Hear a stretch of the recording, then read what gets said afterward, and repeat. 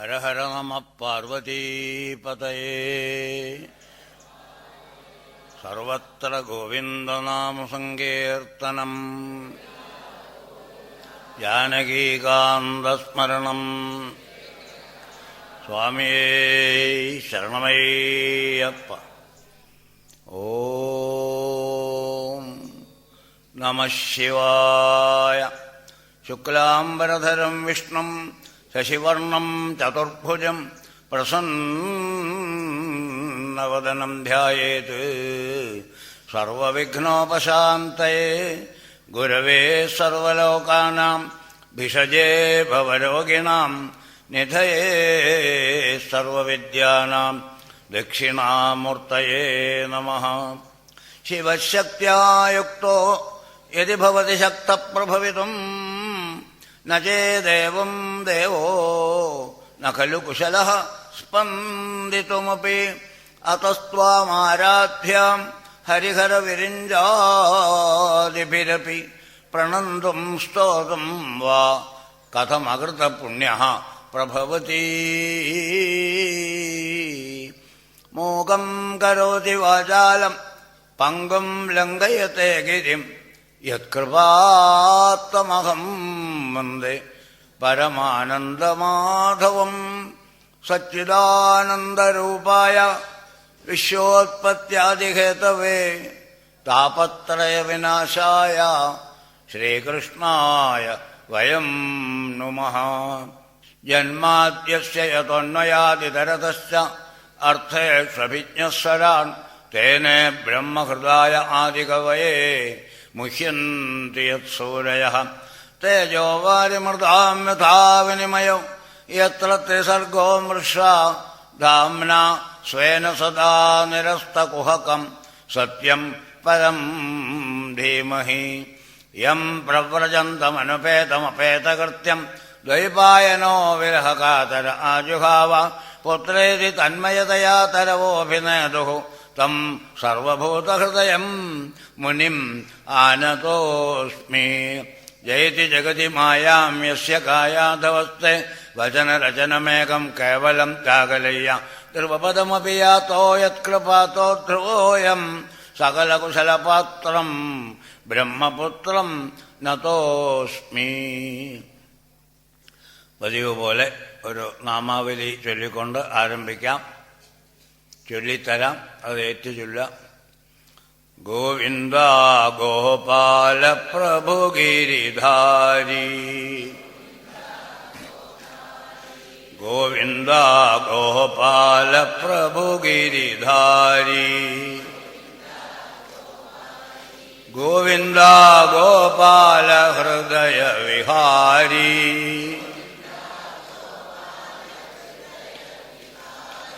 ഗോവിന്ദ ഗോപാല ഹൃദയ വിഹാരി.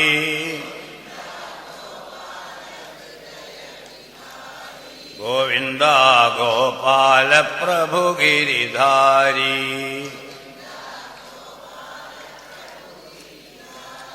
നന്ദകുമാര നവനീത ചോരാ.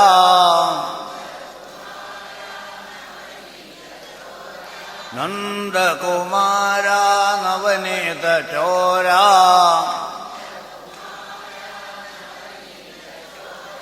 ഹൃദയ വിഹാര ബടാ ചിത്ത ചോരാ.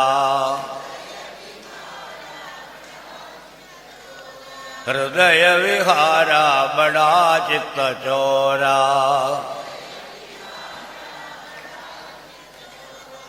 ഗോവിന്ദ ഗോപാല പ്രഭു ഗിരിധാരി.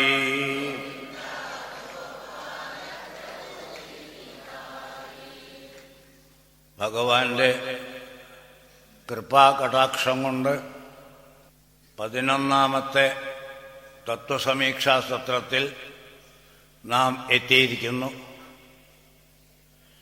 തുടർന്ന് നടക്കണം എന്ന് ഭഗവാൻ സങ്കൽപ്പിച്ചു. നിസ്സഹകരണം അനുഭവപ്പെടുമ്പോഴെല്ലാം ഇത് നിർത്തിയാലോ എന്ന് സ്വാമിജി ചിന്തിച്ചിട്ടുണ്ട്. പക്ഷേ ഉടനടി നിർത്തണ്ട എന്നുള്ള മറുപടി ഉള്ളിൽ നിന്ന് വരും. ഉള്ളിൽ നിന്ന് നിർത്തണ്ട എന്ന മറുപടി വരുത്തുന്നത് ഭഗവാനാ. എനിക്കിഷ്ടമുള്ള കാര്യം എന്തിനാ? ആകെ കൂടി ഭഗവാൻ ഇഷ്ടമുള്ളത് ഇങ്ങനെ കുറച്ചേ നടക്കുന്നുള്ളൂ. മറ്റത് ലോകത്തിൽ നടക്കുന്നതൊന്നും ഭഗവാൻ ഇഷ്ടമല്ല. അപ്പൊ എനിക്കിഷ്ടമുള്ളൊരു കാര്യം, ജനങ്ങൾക്ക് പ്രയോജനപ്രദമായൊരു കാര്യം എന്തിനാ നിർത്തണത്? നടക്കട്ടെ, ഞാൻ നിങ്ങളുടെ കൂടെ ഉണ്ട് എന്നുള്ള മാതിരി ഭഗവാൻ നമ്മോടൊപ്പമുള്ള അനുഭവം നമുക്കുണ്ടാക്കി തരുന്നു. അങ്ങനെ നാം ഈ 11ാമത്തെ തത്വസമീക്ഷാസത്രത്തിന്റെ നാളെ സഹസ്രനാമ അർച്ചനയോടുകൂടി ഇത് സമാപിക്കും. ഇന്നിപ്പോ ഏതാനും പ്രഭാഷണങ്ങൾ കൂടി നടക്കാനുണ്ട്. എന്തായാലും ഭഗവാൻ ഇവിടം വരെ എത്തിച്ചല്ലോ. ഭഗവാന്റെ കൃപാ കടാക്ഷത്തിന്റെ മുമ്പിൽ നമുക്ക് കോടി കോടി പ്രണാമങ്ങൾ അർപ്പിക്കുക. ശ്രീമദ് ഭാഗവതം ഭഗവാൻ തന്നെയാണ് എന്നാണ് പറയുക. ശ്രീമദ് ഭാഗവതാഖ്യോയം പ്രത്യക്ഷ കൃഷ്ണ ഏവഹി. ലോകത്തിലെ എത്രയെത്ര ഗ്രന്ഥങ്ങളുണ്ട്. വിശ്വസാഹിത്യം എന്നൊക്കെ പറഞ്ഞ് ലോകത്തിലെ ഏറ്റവും അധികം വിറ്റഴിഞ്ഞ പുസ്തകം, ഏറ്റവും അധികം ഗ്രന്ഥകർത്താവിന് കാശ് നേടിക്കൊടുത്ത പുസ്തകം, ഏറ്റവും അധികം ലാഭം പ്രസിദ്ധീകരണക്കാർക്ക് നേടിക്കൊടുത്ത പുസ്തകം എന്നൊക്കെ പറഞ്ഞ് എത്രയോ ഉണ്ട്. ഇത് ആ കാറ്റഗറിയിലല്ല. ഭഗവാനെ ജനഹൃദയങ്ങളിൽ എത്തിക്കാനുള്ളൊരു മാധ്യമം, A bridge between God and devotee. അതാണ്. എത്ര പേര് ഈ ബ്രിഡ്ജ് ഉപയോഗിക്കണമെന്ന്. ഇക്കരയിൽ തന്നെ നിൽക്കുന്നവര് അക്കരയ്ക്ക് പോകാൻ മടിക്കണം. ബ്രിഡ്ജെ കാണുന്നില്ല ചിലര്, അഥവാ ബ്രിഡ്ജ് കണ്ടാൽ കയറാനൊരു ധൈര്യക്കുറവ്, ഇളകുവോ വീഴോ. ചിലര് വഴിക്കേ പോവില്ല, വേറെ വല്ല വഴിയുണ്ടെങ്കിൽ ആ വഴിക്ക് പോവും. ലോകോ ഭിന്ന രുചി. ലോകത്തിന്റെ സ്വഭാവത്തെ വിമർശിക്കാൻ നാമാരാ? പ്രകൃതി തന്നെ അങ്ങനെയാണ് ലോകത്തെ ഉണ്ടാക്കി വെച്ചിരിക്കുന്നത്. സത്വഗുണം, രജോ ഗുണം, തമോ ഗുണം. കുറച്ചു പേര് സാത്വികന്മാരുണ്ടാവും, അതിൽ കൂടുതൽ രജോ ഗുണക്കാരുണ്ടാവും, ഏറ്റവും അധികം തമോ ഗുണക്കാരാണ്. ഇത് ലോക സൃഷ്ടിയുടെ തലയിലെഴുത്താ. അതിലൊന്നും നമുക്കൊന്നും ചെയ്യാനില്ല. പിന്നെ എന്താ ഭഗവാൻ പറഞ്ഞാ, ഉള്ള സത്വഗുണത്തെ വർദ്ധിപ്പിക്കാൻ വല്ല തഞ്ചുണ്ടോ നോക്കൂ. രജോ ഗുണത്തെയും തമോ ഗുണത്തെയും ആട്ടിപ്പായിക്കാനൊന്നുമുള്ള കഴിവ് ഒരാൾക്കില്ല. അത്ര മഹാത്മാക്കൾക്ക് ഉണ്ടാവും. ലോകത്തിൽ എത്ര പേരുണ്ട് മഹാത്മാക്കൾ? സമഹാത്മാ സുദുർലഭ. അങ്ങനെയുള്ള മഹാത്മാവിനെ ബോധക്കണ്ണാടി വെച്ച് നോക്കിയാലും കാണില്ല എന്നാ പറയണം. ബഹൂനാം ജന്മനാം അന്തേ ജ്ഞാനവാൻ മാം പ്രപദ്യതേ വാസുദേവ സർവമിതി സമഹാത്മാ സുദുർലഭ. ഇതൊക്കെ കൂടി കേട്ടപ്പോ നമുക്കെന്താ ഒന്ന് മഹാത്മാവായി കളയാം എന്നൊരു മോഹം തോന്നും. അതിന്റെ ഘടന അങ്ങനെയാ. ബഹൂനാം ജന്മനാം അന്തേ, അനേകം ജന്മങ്ങൾ കഴിഞ്ഞ ജീവൻ ലാസ്റ്റ് ശരീരം എടുത്തിരിക്കണം എന്ന് വയ്ക്കുക. അപ്പോഴേ അയാൾക്ക് ജ്ഞാനം പൂർണ്ണമായിട്ട് അനുഭവപ്പെടും. ജ്ഞാനവാൻ മാം പ്രപദ്യതേ. ജ്ഞാനമുള്ളവൻ എന്നെ പ്രാപിക്കുന്നു. എന്ത് ജ്ഞാനം? അടുത്ത വരിയിൽ വിശദീകരിക്കണം. വാസുദേവ സർവം. ഉള്ളു നിറയെ ഭഗവാൻ നിറയുമ്പോ കാണുന്നതെല്ലാം ഭഗവാനായി കാണും. സന്തോഷമുണ്ടെങ്കിൽ കാണുന്നതെല്ലാം സന്തോഷപ്രദമായിട്ട് തോന്നില്ലേ? അതുപോലെ സമഹാത്മാ. 5000 കൊല്ലം മുമ്പ് ഭഗവാന്റെ പ്രഖ്യാപനമാണ് സമഹാത്മാ സുദുർലഭ. ഇപ്പൊ 5000 കൊല്ലം പിന്നിട്ട് കഴിഞ്ഞിരിക്കണം. മഹാത്മാക്കൾ അത്രയും സുദുർലഭം. VIP, VVIP, VVVIP എന്നൊക്കെ പറയണ മാതിരി സുദുർലഭം. ഈ ദുർലഭത്തിൽ എന്തുകൊണ്ട് നാം പെട്ടുകൂടാ? അതൊരു ചാലഞ്ചാ, ഒരു വെല്ലുവിളിയാ. ഈ തത്വസമീക്ഷാ സത്രം ഒരു വെല്ലുവിളിയാ. എത്ര പേർക്ക് മഹാത്മാവാൻ കഴിയും? അങ്ങനെ നേരത്തെ കൂട്ടിയിട്ട് ഒരമ്മയും മക്കളെ പ്രസവിക്കണില്ല. ഇവൻ മഹാത്മാവാവും, ഇവൻ സുമഹാത്മാവാവും, സുമഹാത്മാവാവെന്നും പറഞ്ഞിട്ടല്ല. അവന് കിട്ടിയ സാഹചര്യം, അവന്റെ ജന്മാന്തര വാസന, ഇതെല്ലാം കൂടി ചേർന്നാണ് അവനെ രൂപപ്പെടുത്തുന്നത്. മാൻ മേക്കിംഗ് എഡ്യൂക്കേഷൻ എന്ന് പറയുമല്ലോ. എഴുത്തിനിരുത്തി നമ്മൾ ആശാന്റെ മുമ്പിൽ കൊണ്ടു ചെല്ലുമ്പോൾ നമ്മളുടെയൊക്കെ സ്ഥിതി പ്ലെയിൻ സ്ലേറ്റാണ്. അതിനുശേഷം നമ്മൾ പടിപ്പടിയായിട്ട് ഉയർന്ന് യൂണിവേഴ്സിറ്റിയിൽ ഫസ്റ്റ് റാങ്ക്, പരീക്ഷ പാസ്സായാൽ ഒക്കെ ഫസ്റ്റ് റാങ്ക്, തൊഴിലിലും ഉദ്യോഗത്തിലും ഫസ്റ്റ് റാങ്ക്, നല്ല നില. എത്ര പേര് ആ നിലയിലേക്ക് എത്തുന്നു? പരിശ്രമം എന്ന് മാത്രം പറഞ്ഞാൽ പോരാ, സാഹചര്യവും ഒക്കണം. അടുത്ത വീട്ടിൽ സംഗീതം പഠിപ്പിക്കുന്ന ഒരു കുട്ടിയെ ഈ വീട്ടിലുള്ള കുട്ടിക്ക് സംഗീതം പഠിച്ചാൽ കൊള്ളാമെന്നുണ്ട്, ഭാഗവതർക്ക് ഫീസ് കൊടുക്കാൻ കയ്യിലില്ല. അപ്പം അവിടെ ഹാർമോണിയം ശ്രുതി തുടങ്ങിയാൽ ഇവൻ ജനലിൻ്റെ അടുക്ക ചെന്ന് നിന്നു. ഭാഗവതർ പഠിപ്പിക്കുന്നത് മുഴുവൻ ഇവൻ കേട്ടു, മെല്ലെ അത് ആവർത്തിച്ച് ഉച്ചരിച്ചു. അവർ കേട്ടില്ല. അവസാനം ഒരു അരങ്ങേറ്റം എന്ന് വന്നു. ഒറിജിനൽ വിദ്യാർത്ഥിയെ അരങ്ങേറ്റത്തിൽ കൊണ്ടുവരുന്നവർ ശോഭിച്ചില്ല. വീട്ടുകാരുടെ നിർബന്ധം കൊണ്ടാണ് ആ കുട്ടി സംഗീതം പഠിച്ചത് തോന്നണം. ആ കുട്ടിക്ക് ആന്തരമായിട്ട് അത്രയ്ക്ക് വാസനയില്ല. അപ്പോഴാരോ പറഞ്ഞു, ഇവനും ഒരു കൂട്ടം മുടിപ്പാട്ടൊക്കെ പാടും, ഇവനും ഒരു പാട്ട് പാടിക്കോട്ടെ എന്ന് പറഞ്ഞു. ഓ, പഠിച്ചവരെന്നെ ഇവിടെ മേപ്പെട്ട് നോക്കി വെള്ളം കുടിക്കണു, പഠിക്കാത്തവനാ പാടാൻ മോഹം എന്നൊക്കെ ആളുകൾ കളിയാക്കി. ഒരു പാട്ട് പാടിക്കോട്ടെ. ഭഗവാനെ നല്ലോണം പ്രാർത്ഥിച്ചുകൊണ്ട് ഇവനിരുന്നു. ഒരു പാട്ടിന് കട്ടിച്ച് സമ്മതം കിട്ടിയെടുത്ത് 6 പാട്ട് പാടി. സമയം വൈകി എഴുന്നള്ളത്തിന്, അതുകൊണ്ട് തൽക്കാലം നിർത്തുന്നു. പിന്നീട് നമുക്ക് ഒരവസരത്തിൽ ഇദ്ദേഹത്തിന്റെ സംഗീത മാധുരി അനുഭവിക്കാം. തടഞ്ഞവർ തന്നെ ഇങ്ങനെ അനൗൺസ് ചെയ്തിട്ടാണ് പാട്ട് നിർത്തിയത്. ഇതൊക്കെ കാണുന്നുണ്ടല്ലോ നാം. അപ്പൊ സുദുർലഭ എന്ന് ഭഗവാൻ പറഞ്ഞത് മഹാത്മാക്കൾ ഉണ്ടാവരുതെന്ന് വെച്ചിട്ടില്ല, ഉണ്ടാവണം. ആ മഹാത്മാക്കൾ ദുർലഭമാണെങ്കിലും എന്തുകൊണ്ട് ഞാൻ എന്തുകൊണ്ട് ആയിക്കൂടാ എന്നൊരാവേശം. അങ്ങനെ ആവേശമുള്ളവരാണ് ഭാഗവത അധികാരികൾ എന്ന് പറയും.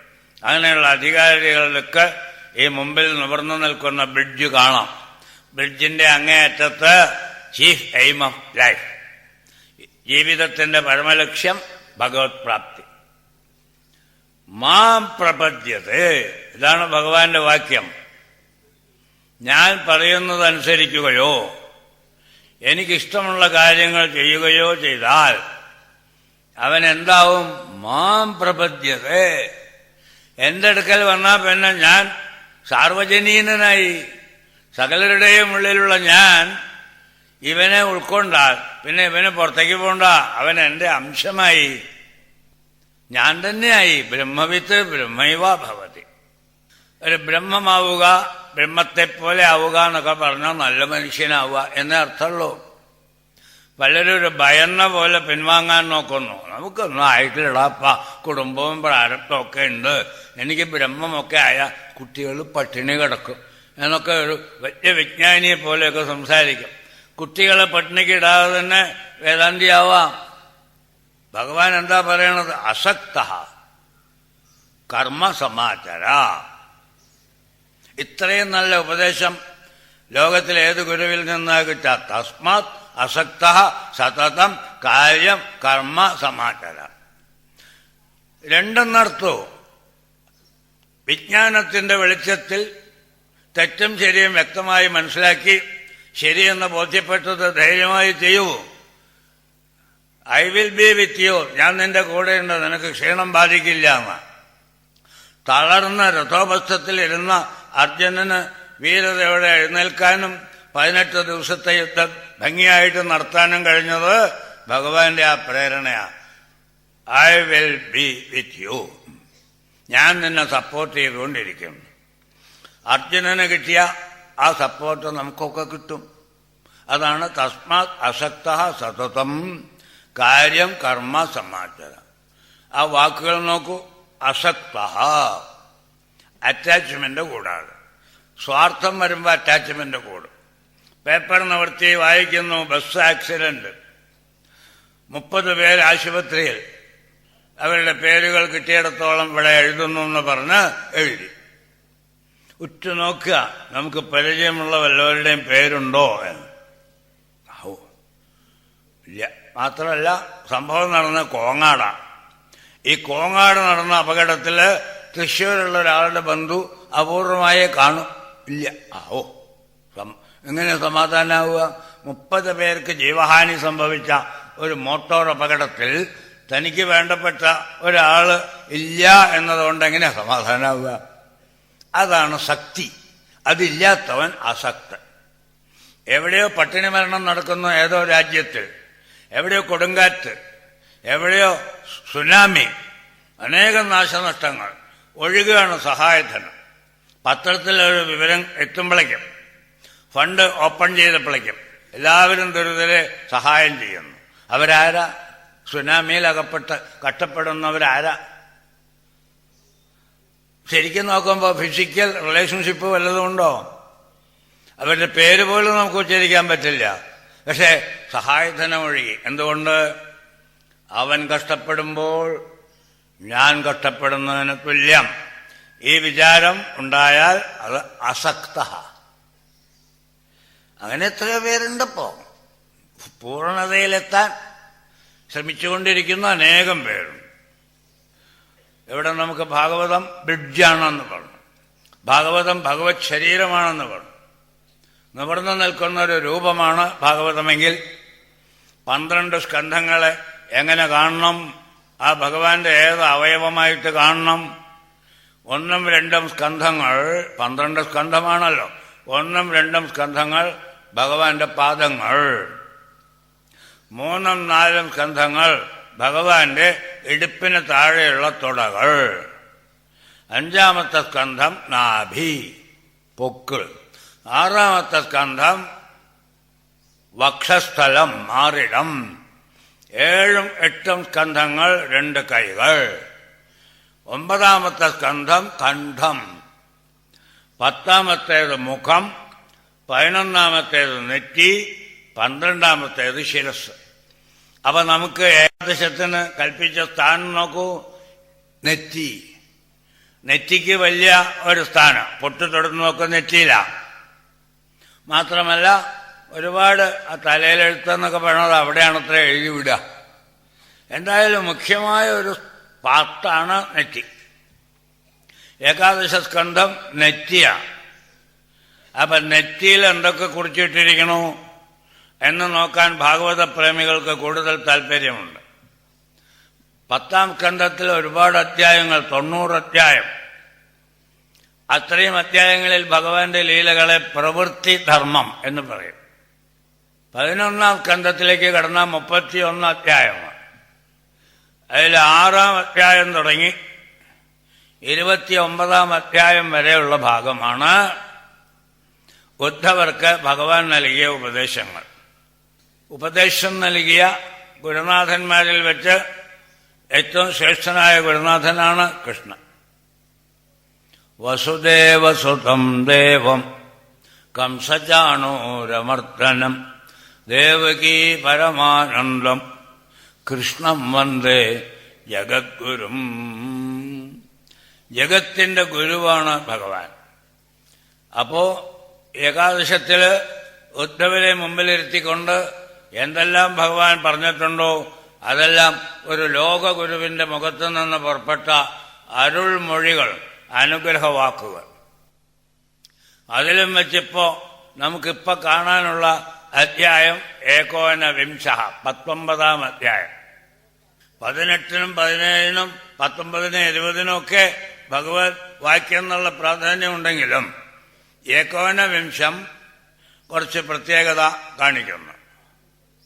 എല്ലാറ്റിലും ചോദ്യകർത്താവ് ഉദ്ധവർ, ഉത്തരം പറയുന്നത് കൃഷ്ണൻ. ആ ചോദ്യങ്ങളുടെ തരാതരം പോലെ ഭഗവാന്റെ ഇതുവരെയുള്ള വിവരണങ്ങൾ കേട്ടു. ഭഗവാൻ എല്ലാ വാക്കിനും തനതായൊരർത്ഥം കൽപ്പിച്ച് പറയണം. ഇപ്പൊ മോക്ഷം എന്ന വാക്കിന് മോചനം എന്നർത്ഥം. ഇതൊക്കെ നമുക്കറിയാവുന്ന ഡിക്ഷണറി മീനിങ്ങാണ്. അവിടെ തന്നെ ഒരാള് അതിനൊരു പുതിയ വ്യാഖ്യാനം നൽകിയെങ്കിൽ നമ്മൾ ശ്രദ്ധിക്കും. കൊള്ളാലോ, കേക്കട്ടെ കേക്കട്ടെ എന്നാണ്. മോക്ഷം, മോഹക്ഷയം, abbreviation IAS, Indian administrative service. അത് പറയാൻ AIAS എന്ന് പറയും. അതുപോലെ മോഹക്ഷയം എന്ന് പറയുന്നതിനെ ചുരുക്കി മോക്ഷം.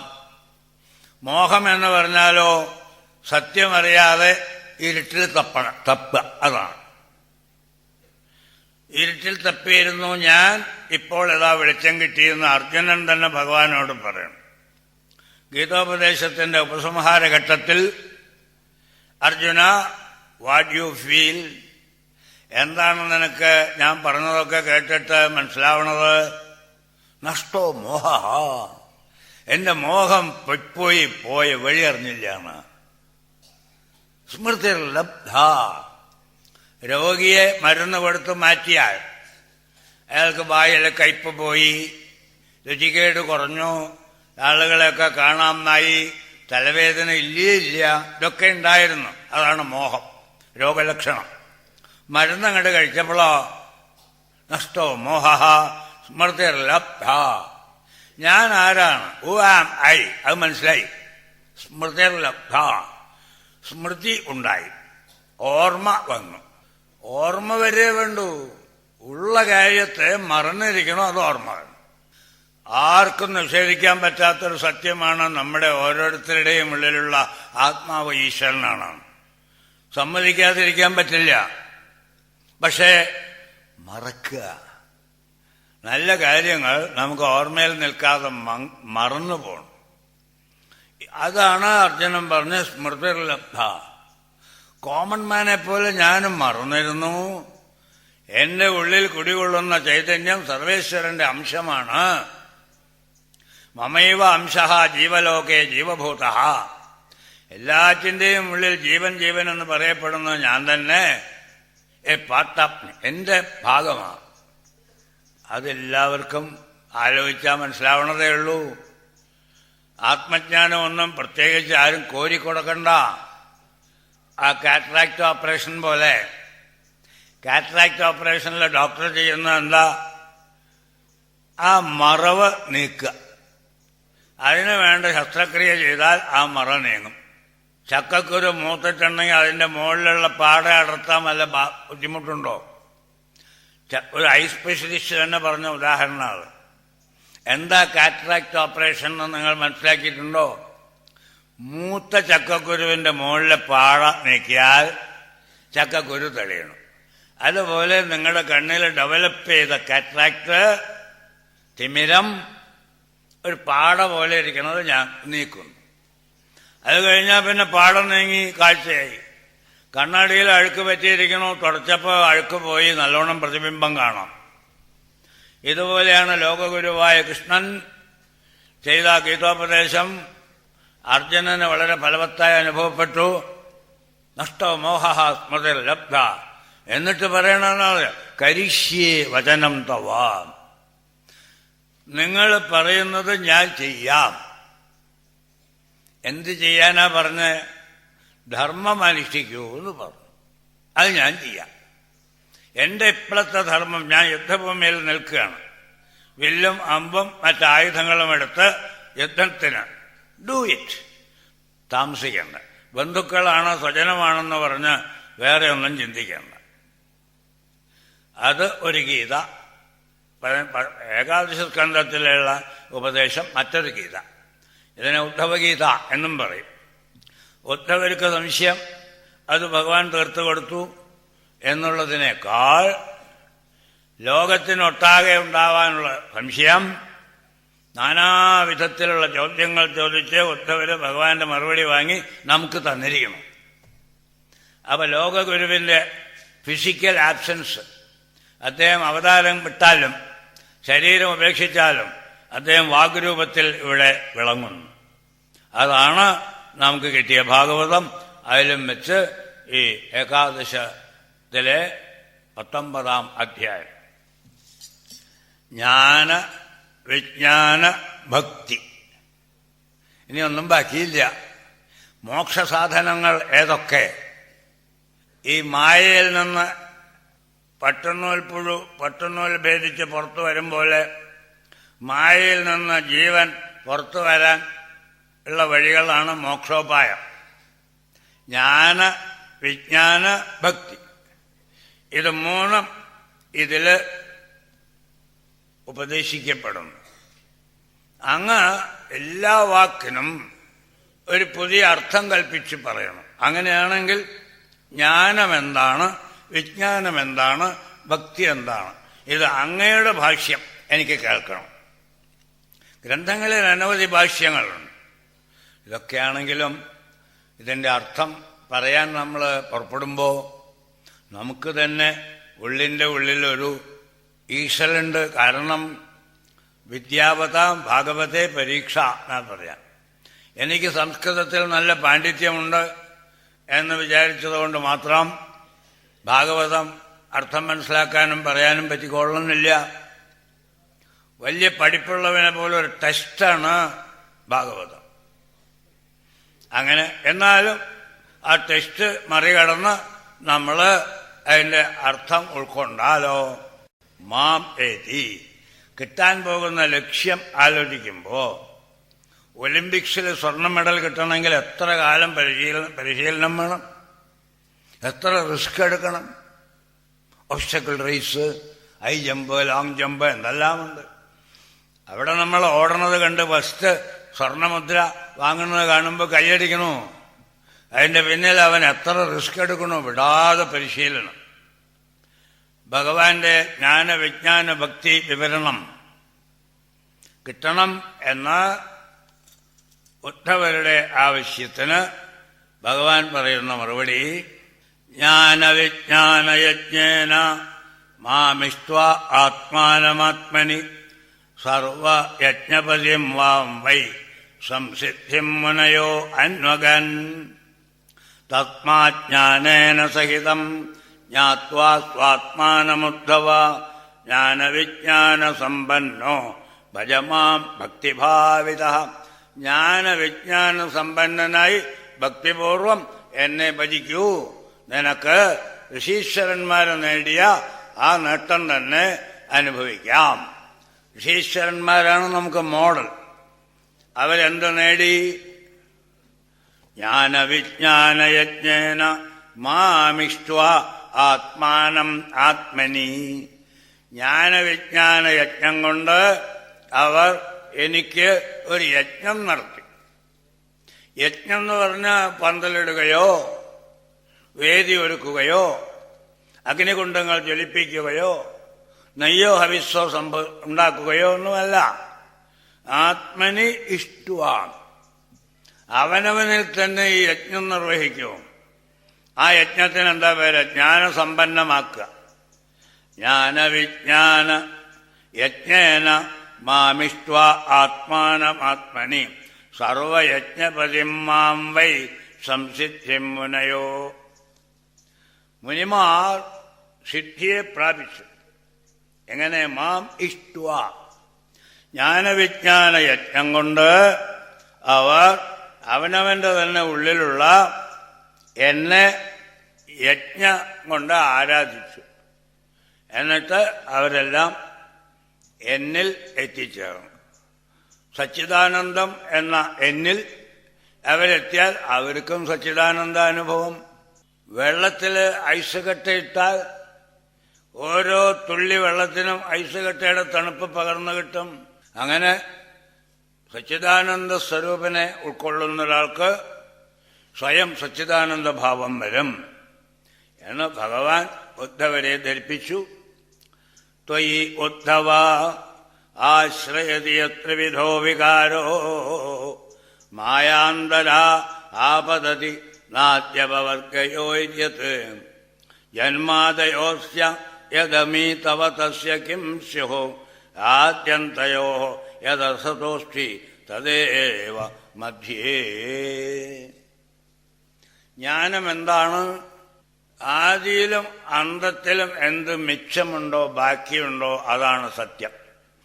ആദിയിലും മധ്യത്തിലും അന്തത്തിലും. ഈ ലോകം എന്ന ഒരു പ്രതിഭാസത്തിന്റെ ആദി എന്താ? ഈശ്വരൻ. ഈ ലോകം എന്ന് കാണുന്ന രൂപത്തിൽ ഡെവലപ്പ് ചെയ്യുന്നതിന് മുമ്പ് എന്തായിരുന്നു ഇരിപ്പ്? സത്ത് മാത്രം, ഭഗവാൻ മാത്രം. പിന്നെ അദ്ദേഹം സങ്കല്പിച്ചു, തന്നെ ഇരിക്കുമ്പോൾ ഒരു മുഷിവ്, എന്തെങ്കിലും ഒരു ലീല വേണം. സോ കാമയത വേദത്തിലെ വാക്യങ്ങളാണ്. ലോകസൃഷ്ടി എങ്ങനെയുണ്ടായി, ആരിൽ നിന്നുണ്ടായി? അപ്പോ ഭഗവാൻ പറഞ്ഞ ഈ വാക്യങ്ങളെ ഉൾക്കൊള്ളാൻ യുക്തി സമ്മതിക്കുന്നില്ല സയന്റിസ്റ്റിന്. അതുകൊണ്ട് ഞാൻ കണ്ടെത്തേണ്ടത് ഞാൻ തന്നെ അന്വേഷിച്ച് കണ്ടെത്തുന്ന. എന്നിട്ട് അവർ കണ്ടെത്താൻ നോക്കുന്നുണ്ട്. ലോകത്തിന് 30,000 കൊല്ലം പ്രായമായി, 50,000 കൊല്ലമായി, അതിന് ഇന്ന തെളിവുകളുണ്ട്. ഋഷീശ്വരന്മാര് അതിനെക്കുറിച്ചൊന്നും വളരെ തലകായണ്ട. ഞങ്ങൾ പറയണത് നിങ്ങൾ വിശ്വസിക്കുകയും. എന്താ പറയണത്? സോകാമയത ബഹുശ്യാം പ്രജായേതി. ആ ഏകനായിരിക്കുന്ന ഈശ്വരൻ സങ്കൽപ്പിച്ചു ബഹുശ്യാം പ്രജായേയ. ഇപ്പോൾ ഞാൻ ഏകനാ, ഞാൻ പലതായിത്തീരട്ടെ. സ തപ്പോ തപ്യത സ തപസ്തപ്ത്വ ഇതം സർവമസൃജത. സിമ്പിൾ. 7ാം ക്ലാസ് വരെ സംസ്കൃതം പഠിച്ചവർക്ക് കൂടി ഇത് മനസ്സിലാവും. അത്രേ ഈ സംസ്കൃതത്തിന് കടുപ്പമുള്ളൂ. സോകാമയത ബഹുശ്യാം പ്രജായേതി സ തപോ തപ്യത സ തപസ്തപ്ത്വ ഇതം സർവം അസൃജത. ഇതിൽ മനസ്സിലാവാത്ത ഒറ്റ പദം പോലുമില്ല. അദ്ദേഹം സങ്കല്പിച്ചു. എന്നിട്ടോ തന്റെ ഉള്ളിലുള്ള പ്രകൃതിയെ വീക്ഷിച്ചു. ആ പ്രകൃതി അവിടെ നിന്ന് ഉണർന്നു. ആ പ്രകൃതിയാണ് മായ. ഞാൻ ഒരാളെ ഉള്ളൂ എങ്കിൽ ഞാൻ പലതാണ് എന്ന് ലോകം കാണട്ടെ. ലോകം എന്നുള്ള വാക്കിൽ എന്തെല്ലാം ചേർക്കാം? Different continents, different countries, different type of people, different climate ഒക്കെ ഉണ്ട്. ഈ വൈവിധ്യത്തിന്റെ ഒക്കെ പിന്നിൽ ഒരാളേ ഉള്ളൂ. ഒന്ന് പലതായി. കടൽ ഒന്നല്ലേ ഉള്ളൂ. കാറ്റ് വീശുമ്പോൾ അലകൾ ഉയരുന്നു. ആ അല വേറെ, കടൽ വേറെ. ആ അല വന്ന് കരയിലെടുക്കുമ്പോൾ അവിടെ കട്ടിയായിട്ട് തലേണയുടെ വലുപ്പത്തില് നുര പത. അത് വേറെയല്ലേ? സമുദ്രം വേറെ, അല വേറെ, നുര വേറെ. ഇതൊക്കെ നമുക്ക് ലോക വ്യവഹാരത്തിൽ പറയാം. യഥാർത്ഥത്തിൽ വേറെ എന്ന ഭേദമുണ്ടോ? അത് ആർക്കറിയാം? അലയില്ലാത്തപ്പോഴും കടലുണ്ട്, നുരയില്ലാത്തപ്പോഴും കടലുണ്ട്. കടലില്ലെങ്കിൽ അലയുമില്ല, നുരയുമില്ല. അപ്പൊ പിന്നെ ഏതാണ് സത്ത്? ഒരിക്കലും നശിക്കാത്തത് സത്ത്. ഈ ശരീരത്തെ വെച്ചുകൊണ്ടാണ് ഞാൻ എന്ന് അഭിമാനിക്കുന്നത്. ഈ ശരീരം എന്ന് തുടങ്ങി ഡേറ്റ് ഓഫ് ബർത്ത് എന്നാണ്, എന്ന് അവസാനിക്കുന്നു ഡേറ്റ് ഓഫ് ഡെത്ത്. അതിന് മുമ്പും അതിന് ശേഷവും നമ്മളില്ലല്ലോ, ഈ ശരീരമില്ല. ഇങ്ങനെ വേണം ജ്ഞാനം ഉൾക്കൊള്ളാൻ. എത്ര ഭംഗിയായിട്ടാ ലോകഗുരു ജ്ഞാനത്തിന് ഡെഫിനിഷൻ തരണത്. നീ ആലോചിക്ക്. വലിയ വേദാന്ത പണ്ഡിതന്റെ അടുക്കലൊന്നും പോകണ്ട. സ്വയം ചിന്തിക്ക്. നമുക്കൊരു ഡേറ്റ് ഓഫ് ബർത്ത് കിട്ടിയിട്ടുണ്ട്. പ്രത്യേകിച്ച് ഇക്കാലത്ത് തൊട്ടതിനൊക്കെ ഡേറ്റ് ഓഫ് ബർത്ത് സർട്ടിഫിക്കറ്റ് വേണം. അപ്പൊ എങ്ങനെയെങ്കിലും ഒരെണ്ണം ഉണ്ടാക്കിയേ തീരൂ, പഞ്ചായത്തിലോ മുനിസിപ്പാലിറ്റിയിലോ. അപ്പൊ ഡേറ്റ് ഓഫ് ബർത്ത് എന്നുള്ള ഒരു അവശ്യം സൂക്ഷിക്കേണ്ട ഒരു ഡോക്യുമെന്റാ. ഡെത്തും. കാരണം വല്ല 5 പൈസ ഉണ്ടാക്കി വെച്ചിട്ടുണ്ടെങ്കിൽ അത് കുട്ടികൾക്ക് കിട്ടണ്ടേ? അപ്പോ സർട്ടിഫിക്കറ്റ് അതിനും വേണം. ബർത്ത് റേറ്റ് ഡേറ്റും ഡെത്ത് റേറ്റ് ഡേറ്റും വേണം. ഇത് രണ്ടും വളരെ വ്യക്തമാണ്. എന്നാ ജനിച്ചത്, എന്നാ മരിച്ചത്, ഇത് രണ്ടും കാണിക്കുന്നില്ലെങ്കിൽ ഒരു ജീവിതത്തെ പൂർണ്ണമായിട്ട് പറഞ്ഞു എന്ന് വരില്ല. ഭഗവാനെ പറ്റി അങ്ങനെ പറയാമോ? ഭഗവാന് അനാദി എന്ന് പേരുണ്ട്, അനന്തൻ എന്ന് പേര്. അനന്തൻ എന്ന് പറഞ്ഞാൽ എന്താ? അജൻ എന്ന് പറഞ്ഞാൽ എന്താ? ജനനമില്ലാത്ത. ഭഗവാൻ ജനിച്ചിട്ടില്ലെങ്കിൽ ഈ പ്രപഞ്ചമെല്ലാം എങ്ങനെ ജനിച്ചു എന്നാണ്. അത് വലിയൊരു സംഗതിയാണ്. സോകാമയത ബഹുശ്യാം പ്രജായേതി സ തപോ തപ്യത സ തപസ്തപ്ത്വ ഇതം സർവം അസൃജത. കഴിഞ്ഞില്ല. തത് സൃഷ്ട്വാ. തന്റെ സങ്കല്പം അനുസരിച്ച് പ്രപഞ്ചത്തെ ഉണ്ടാക്കി. Basic creation. എന്താ? അടിസ്ഥാനപരമായ സൃഷ്ടി. തസ്മാദ്വാ ഏതസ്മാദാത്മന ആകാശസംഭൂത ആകാശാത് വായു വായോരഗ്നി അഗ്നേരാപഃ അദ്യപൃഥിവി പൃഥിവ്യാ ഓഷധയ ഓഷധീഭ്യോന്നം. അങ്ങനെ പറയണു ആ ക്രമം. ഭഗവാൻ വിചാരിച്ചു ഞാൻ പലതാവട്ടെ. ആ സങ്കല്പത്തിന്റെ ആദ്യത്തെ മുള ആകാശം, പിന്നത്തത് വായു, പിന്നെ അഗ്നി, പിന്നെ ജലം, പിന്നെ പൃഥിവി. പൃഥിവ്യാ ഓഷധയ, ആ മണ്ണില് ചെടികളും മരങ്ങളും. ഓഷധീഭ്യോ അന്നം, ഇവിടെ ജനിച്ച് വളരുന്നവർക്ക് അന്നം വേണ്ടേ ഭുജിക്കാൻ? അത് ഓഷധികളിൽ നിന്ന്. സിസ്റ്റമാറ്റിക്കാണ് ക്രിയേഷൻ. പടിപ്പടിയായിട്ട് വന്ന് അവിടെ ജനിക്കുന്ന ആളുകൾക്ക് മാമം ഉണ്ണാനുള്ള വകുപ്പും കൂടി ഉണ്ടാക്കി വെച്ചു. നമ്മുടെ പ്രവൃത്തി ദോഷം കൊണ്ട് ക്ഷാമം വരണു, പ്രളയം വരണു. ഭഗവാന്റെ സിസ്റ്റത്തിനൊന്നും ഒരു കുഴപ്പമില്ല. ഇതെല്ലാം കഴിഞ്ഞിട്ട് എന്താവണു? മതി എന്ന് പറഞ്ഞാൽ അങ്ങനെ എടുത്ത് അകത്തേക്ക് എടുത്തു. ഇത് ഉപനിഷദ് വാക്യത്തിലുമുണ്ട്, വിഷ്ണു സഹസ്രനാമത്തിന്റെ തുടക്കത്തിലുമുണ്ട്. യത സർവാണി ഭൂതാനി ഭവന്ത്യാദിയുഗാഗമേ യസ്മിച്ച പ്രളയം യാന്തി. ഏത് ഭഗവാനിൽ നിന്നാണോ ഇത് ഉത്ഭവിക്കുന്നത്, ഏത് ഭഗവാനിലാണോ വന്ന് ലയിക്കുന്നത്, പ്രളയം യാന്തി പുനരേവായുഗക്ഷയെ തസ്യ ലോകപ്രധാനസ്യ. ആ ലോകപ്രധാനനാര്? തസ്യ ഭഗവാൻ. വിഷ്ണു നാമസഹസ്രകം, വിഷ്ണുവിന്റെ 1000 നാമങ്ങൾ ചൊല്ലാം, കേട്ടോളൂ എന്ന് ഭീഷ്മര് ധർമ്മപുത്രർക്ക് പറഞ്ഞു കൊടുക്കും. ഭഗവാൻ ഇവിടെ ജ്ഞാനം എന്തെന്ന് പറഞ്ഞു. ഇവിടെ ജ്ഞാനം വിശുദ്ധം വിപുലം,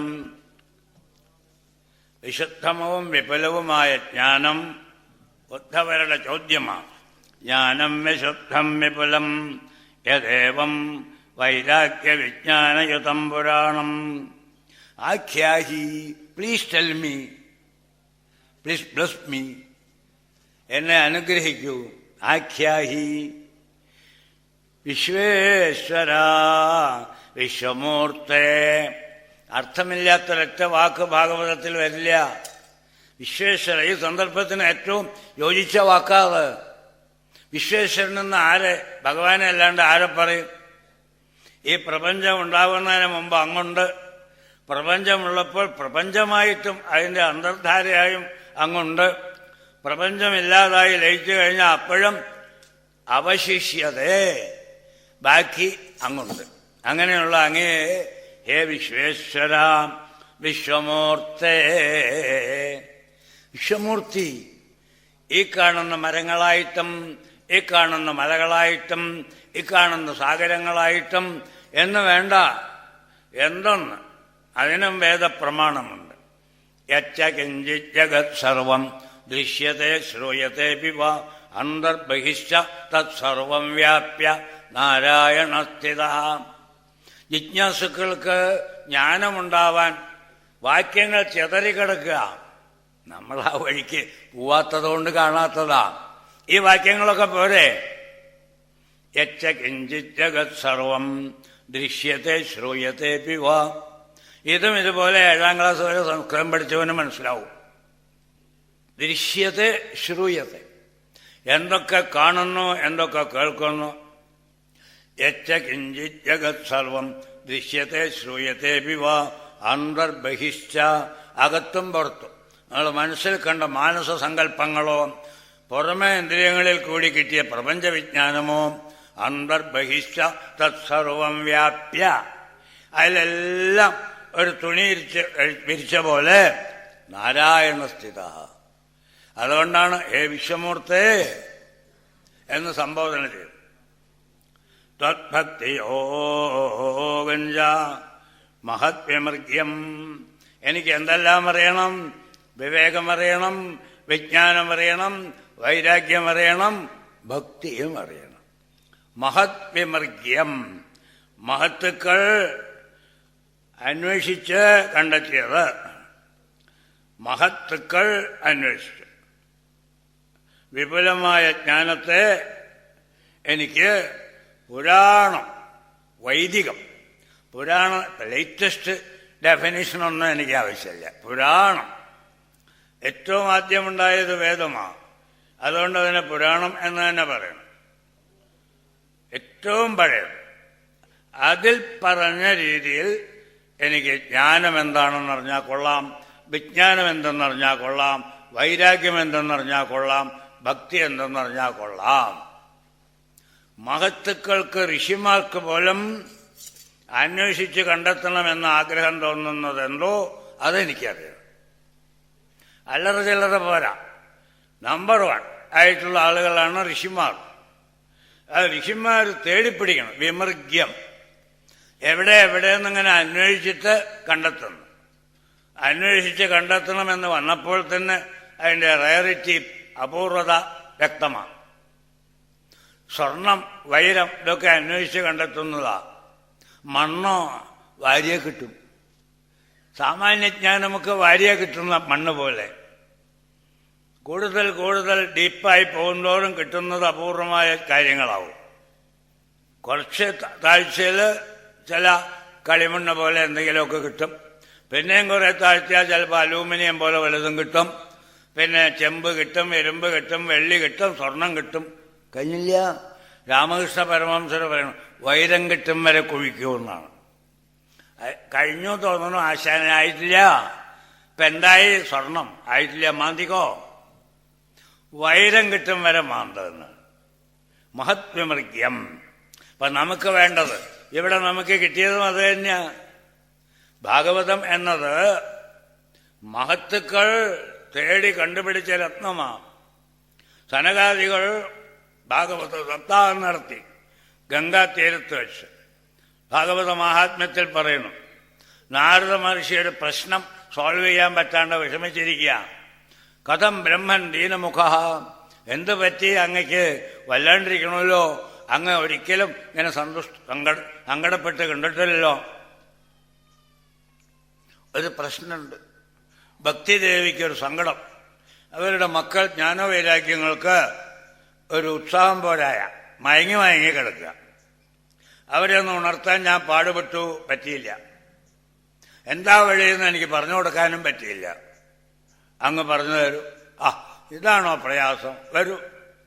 ഗംഗാതീരത്ത് ചെന്നങ്ങോട്ട് ഇരുന്ന് ഭാഗവത സപ്താഹം ഞാൻ തുടങ്ങാൻ പോകുന്നു. നോട്ടീസൊന്നും അച്ചടിച്ചില്ല, ആരെയും വിളിച്ചറിയിച്ചില്ല, പത്രത്തിലിട്ടില്ല. ടെലിപ്പതി എന്ന് പറയും പോലെ എവിടെയോ നടക്കുന്ന സംഭവങ്ങൾ ഇരിക്കുന്നിടത്തിരുന്ന് കാണാം. ഋഷികൾക്ക് അത് പറ്റും. അവരെങ്ങനെ വന്നു ഇവിടെ? ആ ഗംഗാതീരം മുഴുവനും സനകാദികളുടെ ഭാഗവതം കേൾക്കാനായിട്ട് സദസ്യരായിട്ട് വന്നു നിരന്നു. അവരൊക്കെ എത്രയോ വിജ്ഞാനം ഉൾക്കൊണ്ടവരാ.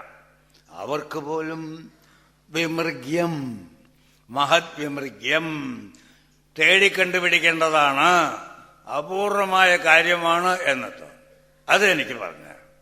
ജ്ഞാനം, വിജ്ഞാനം, വൈരാഗ്യം, ഭക്തി ഇതെല്ലാം വൈദിക രീതിയിൽ, പുരാതന രീതിയിൽ, ഋഷീശ്വരന്മാർക്ക് അഭികാമ്യവും പ്രാർത്ഥനീയവും ആയ രീതിയിൽ ഉള്ളത് എനിക്ക് പറഞ്ഞു തരണം. താപത്രയേണ അഭിഹതസ്യ ഘോരേ സന്തപ്യമാനസ്യ ഭവാധ്വനി ഈശ. ഹേ ഈശ, ഈ ലോകമാകെ ചുട്ടുപഴുത്തൊരു ചെമ്പകിടാരത്തിൽ കിടന്ന് ഉഴലും പോലെയാണ്. പശ്യാമി നാന്യച്ചരണം തവ അംഗ്രിദ്വന്ദ്വ ആദപത്രാത് അമൃതാഭിവർഷാത്ത്. ഈ ചുട്ടുപഴുത്ത വെയിലത്ത് നടക്കുന്നവർക്ക് ആകെ കൂടി കിട്ടേണ്ടുന്നൊരാശ്വാസം ഒരു കൊട പിടിച്ചു കൊടുക്കുക ഒരാൾ. ആ കൊടയിൽ നിന്ന് അമൃതവർഷം കൂടി കിട്ടിയാലോ? ഭാഗവതം ഈശ്വരകാര്യം കാവ്യമാധുര്യോടുകൂടി അവതരിപ്പിക്കുന്ന ഒരു ഗ്രന്ഥമാണ്. അപ്പം അതുകൊണ്ട് ഇതിനെ കാവ്യമെന്നും പറയാം, സ്തോത്രമെന്നും പറയാം, കഥാഗ്രന്ഥമെന്നും പറയാം, ആധ്യാത്മിക ജ്ഞാന ഭണ്ഡാകാരമെന്നും പറയാം. ഏത് പേര് ഇതിന് യോജിക്കും? നോക്കൂ, ഭവാധ്വനി ഈ ലോകജീവിതമാകുന്ന യാത്രയിൽ താപത്രയം കൊണ്ട് ചുട്ടുപഴുത്തൊരവസ്ഥ അനുഭവിക്കുന്ന ഒരു ജീവന് അമൃതവർഷം ചെയ്യുന്ന ഒരു കൊട തലയ്ക്ക് മേലെ പിടിച്ച പോലെയാണ് ഏത്? അങ്ങയുടെ പാദം. അങ്ങയുടെ പാദത്തെ ആശ്രയിച്ച് ആ പാദത്തിന്റെ അനുഭവം കൊണ്ട് ഈ സങ്കടങ്ങളെല്ലാം അങ്ങോട്ട് തീരും. ജ്ഞാനം, വിജ്ഞാനം, വൈരാഗ്യം, ഭക്തി ഇവയെല്ലാം അങ്ങയുടെ മുഖത്തു നിന്ന് ചിട്ടപ്രകാരമുള്ള വിധത്തിൽ അർത്ഥം കേൾക്കണം. ദഷ്ടം ജനം സമ്പതിതം ബിലേസ്മിൻ കാലാഹിന ക്ഷുദ്രസുഖോരുദർശാത് സമുദ്ധരാ ഏനം കൃപയാ ആപവർഗ്യവചോഭിഃ ആസിഞ്ച മഹാനുഭാവ. വേറെ ഒരു ഉദാഹരണം മുൻ ശ്ലോകത്തിൽ പറഞ്ഞു, താപത്രയം കൊണ്ട് ചുട്ടുപഴുത്തൊരവസ്ഥയിൽ കഴിയുന്ന ജീവന് അമൃതവർഷം പെയ്യുന്ന ഒരു കൊടയായിട്ട് അങ്ങയുടെ പാദം അനുഭവപ്പെടും. ഇതിലോ ബിലേ ഒരു പൊത്തിലകപ്പെട്ടിരിക്കുക. ആ അസ്മിൻ ബിലേ എന്താണ്? കാലാഹിന, കാലമാകുന്ന പാമ്പിന്റെ വായിലകപ്പെട്ടിരിക്കണം. ക്ഷുദ്രസുഖോരുതർഷാത്ത്, ക്ഷുദ്രസുഖം, അതിനാണ് ആഗ്രഹം മുഴുവൻ. ആചാര്യസ്വാമികൾ പറയുന്നു, പ്രായമായാലെങ്കിലും അവനവനെപ്പറ്റി ചിന്തിക്കാനുള്ളൊരു വിവേകം എന്തുകൊണ്ട് ആളുകൾക്കുണ്ടാവുന്നില്ല? ആ ജഗദ്ഗുരുവിന് അത് ഓർത്തിട്ട് പ്രയാസം. അതാണ് ഭജഗോവിന്ദത്തിൽ അദ്ദേഹം ബാലസ്താവത് ക്രീഡാസക്തഃ തരുണസ്താവത് തരുണീസക്തഃ വൃദ്ധസ്താവത് ചിന്താഗ്രസ്തഃ പരേ ബ്രഹ്മണി കോപിനസക്തഃ. ആ ലോകഗുരുവിന് മനസ്സിൽ എന്തുമാത്രം പ്രയാസം തോന്നിയിട്ടുണ്ടെന്ന് നോക്കൂ. എന്തേ എങ്ങനെയായത്? ഈ നരസമൂഹം എന്തേ എങ്ങനെയായത്? നരനായി പിറക്കാൻ തന്നെ എത്ര സുഹൃതം വേണം. സങ്കല്പം ചെയ്യുമ്പോൾ നമ്മൾ എന്തായാലും പറയണേ, മനുഷ്യനായി പിറക്കാൻ കഴിഞ്ഞ എത്ര ഭാഗ്യം എന്നാണ്. ഇതിനു മുമ്പ് എന്തെല്ലാമായി പിറന്നതാ. എല്ലാം കഴിഞ്ഞ് മെല്ലെ മെല്ലെ പ്രോഗ്രസ് ചെയ്ത് അനാദ്യവിദ്യാവാസനയാ പ്രവർത്തമാനെ അസ്മിൻ മഹതി സംസാരചക്രെ വിചിത്രാഭിഃ കർമ്മഗതിഭിഃ വിചിത്രാസു യോനിഷു പുനഃപുനഃ അനേകഥാ ജനിത്വാ. ഇതിനു മുമ്പ് എത്രയോ വട്ടം നമ്മൾ ജനിച്ചു കഴിഞ്ഞു. പയ്യ്, ഈച്ച, പൂച്ച, പുഴു, പഴുതാര, ഇങ്ങനെ അനേകഥാ ജനിത്വാ. എന്നിട്ട് പറയണം അഭിമാനപൂർവം, കേനാപി പുണ്യകർമ്മ വിശേഷേണ, എന്തോ ഒരു സുഹൃതം, അറിഞ്ഞു ചെയ്തതോ അറിയാതെ ചെയ്തതോ അറിഞ്ഞുകൂടാം. കേനാപി പുണ്യകർമ്മ വിശേഷേണ ഇതാനീന്തന മാനുഷ്യേ. ഈ ഒരു ഹ്യൂമൻ ബർത്ത് ഉണ്ടല്ലോ, മനുഷ്യനായി പിറക്കൽ, കേനാപി പുണ്യ, ഇത്രയും കിട്ടിയിട്ട് എന്തേ നിങ്ങൾ അതിന്റെ പ്രയോജനം നേടാൻ ശ്രമിക്കാത്തത് എന്നാണ് ആചാര്യസ്വാമികളുടെ. കുട്ടികളെ വിടും. ബാലസ്താവത് ക്രീഡാസക്തഃ തരുണസ്താവത്ത് തരുണീസക്തഃ. യൗവനം ഉള്ളിൽ കിടന്ന് മതം ഇളകുമ്പോ ഈശ്വരനെ പറ്റിയൊന്നും ചോദിക്കാൻ തോന്നില്ല. എന്ത് 20, മുറി 30 എന്നുള്ള പ്രായമാണ്. അയാളുടെ അടുക്കൊക്കെ പറയണമെങ്കിൽ അത്രത്തോളം ഉള്ളിൽ തെറ്റിയ വിഷമുണ്ടെങ്കിൽ മാത്രമേ ഗുരുവായൂരപ്പനും ശബരിമലയ്ക്കൊക്കെ പോവുള്ളൂ. അല്ലെങ്കിലൊക്കെ ഇപ്പൊ ഗുരുവായൂരപ്പൻ വേണോ എനിക്ക്, എന്റെ മിടുക്ക് പോലെയെന്നാണ്.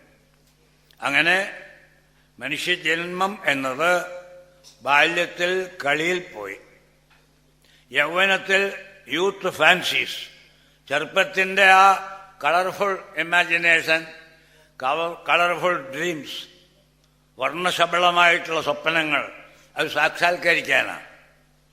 ഒരു 20 വയസ്സാവുമ്പോൾ എന്തൊക്കെയാ മനസ്സിൽ കൂടി ഓടുക. നമ്പർ 1 ആവണം ഞാൻ, നല്ല വില പിടിച്ച കാറ്, ആരും രണ്ടാമതൊന്നും നോക്കാൻ തോന്നുന്ന ബംഗ്ലാവ്, ഇങ്ങനെയൊക്കെ മോഹം ജനിക്കുന്ന ആ പ്രായത്തിലാണ്. വൃദ്ധസ്ഥാവ ചിന്താഗ്രസ്ത. മൂന്നാമത്തെ അവസ്ഥയാണ് വൃദ്ധാവസ്ഥ. അവിടെ ചിന്താഗ്രസ്ത, വറീഡ്, 100,000 ചിന്തകൾ. ഇവിടെ നമുക്ക് തോന്നും ഭക്തന്മാർക്ക് ഫേവറബിളായിട്ടൊരു വ്യാഖ്യാനം. അതെ, ചെറുപ്പമൊക്കെ കടിച്ചു കളഞ്ഞു, വയസ്സായാലെങ്കിലും ഭഗവാനെ ഒന്ന് സ്മരിക്കുക, ഇത്ര കാലം സ്മരിക്കാതിരുന്നല്ലോ എന്ന പശ്ചാത്താപമാണോ? അതാണോ ചിന്ത? അല്ല. വയസ്സായില്ലോ, പല്ലൊക്കെ പോയില്ലോ, പണ്ടത്തെ പോലെ ഉപ്പേരി കടിക്കാൻ പറ്റിയില്ലോ, ഷുഗർ ജാസ്തിയായില്ലോ, പണ്ടത്തെ പോലെ പാലടയൊക്കെ ഞാൻ കഴിക്കണത് കണ്ടാൽ കണ്ണു പറ്റും, ഇപ്പൊ തൊടാൻ പറ്റണില്ല. ഇതൊക്കെയാണ് ദുഃഖം. ക്ഷുദ്രസുഖങ്ങൾ അനുഭവിക്കാൻ പറ്റാതെ ഒരു ഫിസിക്കൽ വീക്ക്നെസ് വന്നല്ലോ എന്നാണ് ദുഃഖം. അവരെത്ര എക്സ്റേ കാണും പോലെയാ കാണുന്നത് ആചാര്യസ്വാമികൾ. വൃത്രസ്താവത് ചിന്താഗ്രസ്ത കാ ചിന്ത. എന്താണ് ചിന്ത? ഇതാണ് ചിന്ത. അല്ലാണ്ട് തിരിഞ്ഞു നോക്കുമ്പോൾ എനിക്ക് വേണ്ടതൊന്നും ചെയ്യാൻ പറ്റിയില്ലല്ലോ എന്നുള്ള പശ്ചാത്താപം യഥാർത്ഥർ ഇനിമേൽ ഞാൻ എന്താച്ചാ ചെയ്യാം അങ്ങനെയുമല്ല. പരബ്രഹ്മണി കോപിന സക്ത. എന്നാലെങ്കിൽ ആ പരബ്രഹ്മത്തെ ഒന്ന് സ്മരിക്കാം. അതൊക്കെ ആര് കണ്ടു? വെറുതെ ഓരോരുത്തരും ഓരോന്ന് എഴുതി വിടണോ? ഇതൊക്കെ എഴുതി വിട്ടിട്ട് വ്യാസമുനിക്ക് 5 പൈസ കിട്ടിയിട്ടില്ല റോയൽറ്റി. പുരാണം അച്ചടിക്കുന്ന പ്രസ്സുകാര് വ്യാസമഹർഷിക്ക് എന്തെങ്കിലും റോയൽറ്റി കൊടുത്തളയാന്ന് വെച്ചാൽ വാങ്ങണ്ടേ എങ്ങനെ? ആരുടെ പേർക്കാ ചെക്ക് എഴുതുക? ഏത് അഡ്രസ്സിലാണ് ചെക്ക് അയക്കുക? വ്യാസന്റെ മേൽവിലാസം നമ്മുടെ കയ്യിലുണ്ടോ? എന്തേ അദ്ദേഹം തരാതെ പോയത്? എനിക്ക് നിങ്ങളുടെ പ്രതിഫലം വേണ്ട. ജനങ്ങൾ ഈ ബ്രിഡ്ജ് ഉപയോഗിച്ച് കഴിയുന്നത്ര ഭഗവത് സന്നിധിയിലേക്ക് എത്തിയാൽ അതാണ് ഏറ്റവും വലിയ പ്രതിഫലം. ഈ നൈമിഷാരണ്യം മുഴുവനും വ്യാസമുനിയുടെ ആത്മാവ് നിറഞ്ഞു നിൽക്കുന്നു എന്ന് വേണം കരുതാൻ. അപൂർവമായി മാത്രം കാണപ്പെടുന്ന ഒരു ദൃശ്യമാണ് ഭാഗവത ചർച്ചാവേദി. എത്ര പേര് എവിടെയെല്ലാം ഇരുന്ന് ഭാഗവത ചർച്ച ചെയ്യണമൊന്നുമില്ല. എന്തെങ്കിലുമൊക്കെ പോളിറ്റിക്സ് പറയുന്നല്ലാതെ ഭാഗവതത്തിലെ ഒരു വിഷയമെടുത്ത് സുഹൃത്ത് സമ്മേളനത്തിൽ ചർച്ച നടന്നു. കുതിരക്കൊമ്പ് ആവണത്. അപ്പൊ അദ്ദേഹത്തിന് ഈ നൈമിഷാരണ്യ യജ്ഞശാല വളരെ ആനന്ദമുണ്ടാക്കും. ഈ ആനന്ദം തുടർന്ന് അനുഭവിക്കാൻ വേണ്ടി അദ്ദേഹത്തിന്റെ ചൈതന്യം ഇവിടെ നിറഞ്ഞു നിൽക്കുന്നു എന്ന് തന്നെ വേണം നാം കരുതാൻ. നമ്മുടെ ഈ തത്വസമീക്ഷ സത്രത്തിന്റെ 11ാമത്തെ വർഷം കൂടുതലായിട്ട് അദ്ദേഹത്തിന്റെ സാന്നിധ്യം ഇവിടെ ഉള്ളതായിട്ട് നമുക്ക് തോന്നും. കാരണം സത്യമാ, ഇത്രയും നാള് ഇവിടെ നടന്നത് അതാണ് ഭാഗവത ചർച്ച. അതും ഈ ഏകാദശത്തിലെ ഈ ഭാഗം. സമുദ്ധര, എന്നെ ഈ കുണ്ടിൽ നിന്ന് ഉയർത്തു. കാലമാകുന്ന സർപ്പത്തിന്റെ വായിലകപ്പെട്ട ജീവനെ സമുദ്ധര. എങ്ങനെ? ആപവർഗീഹി വചോപി. അങ്ങയുടെ വാക്കുകൾ ആപവർഗ്യങ്ങൾ. അപവർഗം ച മോക്ഷം. മോക്ഷം നൽകാൻ കെൽപ്പുള്ള വാക്കുകൾ, ഇഫക്റ്റീവായിട്ടുള്ള വാക്കുകൾ അങ്ങയുടെ മുഖത്തുനിന്ന്. ഭഗവാനുവാച ഇത്തമേ തത്പുരാരാജ ഭീഷ്മം ധർമ്മഭൃതാം വരം അജാതശത്രു പപ്രച്ഛ സർവേഷാം നോ അനുശൃണ്വതാം. ഇതേ കേൾവി യുധിഷ്ഠിര മഹാരാജാവ് ഭീഷ്മപിതാമഹരോട് ചോദിച്ചു. അപ്പൊ ഞങ്ങളൊക്കെ സർവേഷാം നഹ അനുശൃണ്വതാം, കേട്ടിരുന്നവരിൽ ഞാനും പെടുന്നവൻ. ഭഗവാൻ ശ്രോതാവാ, ഭീഷ്മര് വക്താവ്. അപ്പൊ ആ പറച്ചിലിന് 2 ഗുണമാണ്. അന്ന് ഭഗവാന്റെ സന്നിധിയിൽ വെച്ച് പറഞ്ഞതുകൊണ്ട് ഫുൾ പ്രൊഫൈൽ. തെറ്റ് പറഞ്ഞാൽ ചൂണ്ടിക്കാണിക്കാൻ ഭഗവാനുണ്ട്. തെറ്റ് വരുന്നില്ലെങ്കിൽ ആനന്ദിക്കാനും ഭഗവാന്റെ പ്രസൻസ് പ്രയോജനപ്പെടും. അങ്ങനെ ഭീഷ്മര് ധർമ്മപുത്രര് യുദ്ധത്തിന് ശേഷം ചോദിച്ച അനേകം ചോദ്യങ്ങൾക്ക് മറുപടി പറഞ്ഞു. അത് അതേപടി ഞാൻ അങ്ങേ കേൾപ്പിക്കാം. ഭഗവാന്റെ ആ ഭക്തവാത്സല്യം നോക്കൂ. ഞാൻ എന്നല്ല, ഈ കാര്യം ധർമ്മപുത്രരോട് ഭീഷ്മർ പറഞ്ഞു. ഞാനൊക്കെ കേട്ടിരുന്നു. ആ കേട്ടത് അതേപടി പറയാം. ഇതുപോലെ ഏകാദശത്തിൽ മറ്റൊരു സന്ദർഭമുണ്ട്. അവിടെയും ഇതുപോലെ അർജുനൻ ചോദിച്ചു. അതിന് ഞാൻ പറഞ്ഞ മറുപടി എന്റെ ഓർമ്മയിൽ നിന്ന് പറയാം. ഇതിപ്പോ എന്താ? ഭീഷ്മരോട് ചോദിച്ചു, ഭീഷ്മർ പറഞ്ഞ കാര്യങ്ങള് ഞാനും കേട്ടിരുന്നു. ആ കേട്ടത് വെച്ച് നോക്കുമ്പോ അങ്ങയുടെ ചോദ്യത്തിന് ഞാൻ മറുപടി പറയാം. നിവർത്തേ ഭാരതേ യുദ്ധേ. എപ്പോഴാണ് എന്നൊക്കെ പറഞ്ഞു. യുദ്ധം കഴിഞ്ഞു. അനവധി ജ്ഞാതി ബന്ധുക്കളെ കൊന്നൊടുക്കിയത് മഹാപാപമായി പോയി എന്ന് പശ്ചാത്തപിച്ച് സങ്കടം എങ്ങനെ തീർക്കും എന്ന് വിഷമിച്ചിരിക്കുന്ന യുധിഷ്ഠിരന് ആശ്വാസം നൽകുന്ന വിധത്തിലാണ് ദേവവ്രത മുഖാച്യുതം. ദേവവ്രതൻ എന്ന ഭീഷ്മരുടെ പേരാണ്. ഭീഷ്മര എന്നുള്ളതല്ല പേര്, അത് പിന്നീട് വന്നതാ. അച്ഛൻ ശന്തനുവിന് സത്യവതിയെ വിവാഹം കഴിക്കണം എന്ന ആഗ്രഹം തോന്നി. തന്റെ അച്ഛന് രണ്ടാം കല്യാണത്തിന് മകൻ രംഗമൊരുക്കുക. ഈ മകന് തന്നെ കല്യാണപ്രായമായി. ഗംഗാദേവിയുടെ പുത്രനാണ്. അതുകൊണ്ട് ഗംഗാദത്തൻ എന്ന പേര്, ദേവദത്തൻ എന്ന പേര്. പിന്നെ കിട്ടിയ പേരാണ് ഭീഷ്മർ. അച്ഛൻ കുറേ നാളായിട്ട് നായാട്ടിന് പോയി വന്ന പിന്നെ മുഖത്തൊരു തെളിച്ചം പ്രസാദമൊന്നുമില്ല, ഒന്നിലും താല്പര്യമില്ല. കുടി തേവാരൊക്കെ മഹാമാന്തം. നേരിട്ട് ചോദിച്ചപ്പോൾ മിണ്ടാതെ ഒഴിഞ്ഞുപോയി. മന്ത്രിമാരെ കൊണ്ട് ചോദിപ്പിച്ചു. അച്ഛൻ എന്തോ കുഴപ്പമാണ്, എന്നോട് പറയാൻ കൂട്ടാക്കണില്ല, ഒന്ന് സൂത്രത്തിൽ അറിയും. മനസ്സിലായി. ഒരു ദാശകന്യക സത്യവതിയെ അദ്ദേഹത്തിന് വിവാഹം കഴിച്ചാൽ കൊള്ളാമെന്നുണ്ട്. അവളാണെങ്കിൽ മത്സ്യഗന്ധിയായിരുന്നു, ഇപ്പൊ കസ്തൂരിഗന്ധിയായിരിക്കുന്നു. ശരീരത്തിൽ നിന്ന് പുറപ്പെടുന്ന ഗന്ധം മത്സ്യത്തിന്റെ ആയിരുന്നു. അത് പരാശരരുടെ അനുഗ്രഹം കൊണ്ട് കസ്തൂരി ഗന്ധമായി മാറി. ആ കസ്തൂരിഗന്ധിയായ സത്യവതിയെ കണ്ട നിമിഷം തൊട്ട് അദ്ദേഹത്തിന്റെ ഉള്ളിൽ അവളെ പരിണയിക്കണം എന്ന ആഗ്രഹം. ഇതെങ്ങനെ വിവാഹപ്രായമെത്തിയ മകനോട് പറയും? അഭിമാനം സമ്മതിച്ചില്ല. എന്നങ്ങോട്ട് മറക്കാച്ചാൽ മറക്കാനും പറ്റണില്ല. ഇതറിഞ്ഞപ്പോ ആ പിതൃഭക്തനായ ഭീഷ്മർ ഇറങ്ങി പുറപ്പെട്ടു. തേരിൽ കയറിപ്പോയി സത്യവതിയുടെ കുടിലെത്തി. അത് കുടിലാ, മുക്കുവിന്റെ കുടിലാ. ചന്ദനുവിന്റെ മകനാണ്. അങ്ങയോടൊരു കാര്യം അപേക്ഷിക്കാൻ വന്നതാണ്. എന്റെ അച്ഛൻ അങ്ങയുടെ മകളെ വിവാഹം കഴിച്ചു കൊടുക്കണം, അതിനങ്ങ് തടസ്സം പറയരുത്. അത്ഭുതത്തിൽ അത്ഭുതം. നാടുവാഴുന്ന ചക്രവർത്തി ഈ കുടിലിലിരിക്കുന്ന മുക്കുവിന്റെ മകളെ കല്യാണം കഴിക്കാൻ ആഗ്രഹിക്കണോ? അത് പറയാൻ കൂട്ടിക്കൊണ്ടുപോവാൻ വന്നത് സ്വന്തം മകൻ. ഒന്നും വിശ്വസിക്കാൻ വയ്യ. അപ്പൊ അദ്ദേഹം പറഞ്ഞു, നമ്മൾ തമ്മിൽ യോജിപ്പില്ല. വിവാഹശ്ച വിവാദശ്ച സമയോരേവ ശോഭത്തെ. ഒരു സ്റ്റാറ്റസ് ഈക്വൽ ആവണം. വളരെ താഴെയും വളരെ പൊക്കത്തിലും പാടില്ല. അതുകൊണ്ട് വിട്ടേക്ക് കുട്ടി പൊക്കോളൂ. അച്ഛനോട് മറന്നേക്കാൻ പറയും. മറന്നേക്കാൻ പറഞ്ഞിട്ട് കാര്യമില്ല, അങ്ങേര് മറക്കില്ല. നിങ്ങൾ ദയവ് ചെയ്ത് അത് സമ്മതിക്കണം. ഞാൻ കാൽക്കൽ വീഴാം. കാൽക്കലൊന്നും വീഴണ്ട. ഒരു കണ്ടീഷനിൽ വേണമെങ്കിൽ സമ്മതിക്കാം. എന്താ? എന്റെ മകളെ നിർമാല്യം പോലെ പുറത്തേക്ക് എറിയരുത്. എന്റെ മകൾക്ക് കൊട്ടാരത്തിലൊരു സ്ഥാനം വേണം. അവൾ പെറ്റുണ്ടാവുന്ന മക്കൾക്കാവണം ശന്തനുവിന്റെ കാലശേഷം രാജ്യഭരണത്തിൽ അധികാരം. സമ്മതമാണെങ്കിൽ ഞാൻ യെസ് എന്ന് പറയാം, അല്ലെങ്കിൽ നോ.